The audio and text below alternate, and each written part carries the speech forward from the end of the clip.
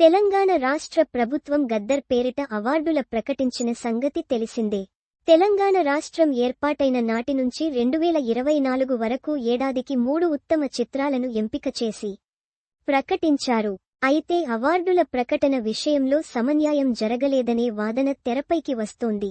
అవార్డుల ఎంపిక పారదర్శకంగా జరగలేదనే డిమాండ్ వ్యక్తమవుతోంది. ఏఎన్నార్ సహా అక్కినేని కుటుంబ సభ్యులంతా కలిసి నటించిన మనం కి అన్యాయం జరిగిందని అక్కినేని అభిమానులు డిమాండ్ చేస్తూ అన్నారు. ఈ సినిమా క్లాసిక్ హిట్గా నిలిచింది. అక్కినేని ఫ్యామిలీ ఈ చిత్రాన్ని ఎంతో గొప్పగా భావిస్తుంది. అక్కినేని తరమంతా కలిసి నటించడంతో ఈ సినిమాకు మరింత ప్రతిష్టత దక్కింది. కానీ ప్రభుత్వం మాత్రం ఈ చిత్రాన్ని అవార్డు పరిగణలోకి తీసుకోలేదు. కనీసం అల్లుడు సీను కు ఇచ్చిన ప్రాధాన్యత కూడా మనం చిత్రానికి ఇవ్వకపోవడం శోచనీయం అంటున్నారు.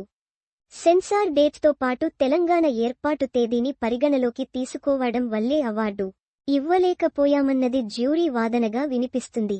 అలాగే 6 ఏళ్ల క్రితం రిలీజ్ అయిన సైరా నరసింహారెడ్డి కి కూడా అన్యాయం జరిగినట్లే కనిపిస్తుంది. బ్రిటిష్ పాలకులపై తిరగబడిన రాయలసీమ ఉద్యమకారుడు ఉయ్యాలవాడ నరసింహారెడ్డి జీవిత కథ ఆధారంగా ఈ సినిమా తెరకెక్కింది. పాన్ ఇండియాలో ఈ సినిమా రిలీజ్ అయింది. ఓ గొప్ప ఉద్యమకారుడి జీవిత కథను అద్భుతంగా ఆవిష్కరించారు. కానీ ఈ సినిమా కూడా గదర్ అవార్డుకు నోచుకోలేదు. ప్రతిగా మహేష్ హీరోగా నటించిన మహర్షి చిత్రానికి అవార్డు వచ్చింది. ఇది చక్కని సందేశాత్మక చిత్రమే. యువతలో స్ఫూర్తిని నింపే కంటెంట్ ఉన్న చిత్రమిది. అలాగే తెలంగాణ నక్సల్స్ ఉద్యమం బ్యాక్డ్రాప్లో తెరకెక్కిన విరాట పర్వారం, నాని నటించిన దసరా చిత్రాలకు కూడా ఎలాంటి అవార్డులు రాలేదు.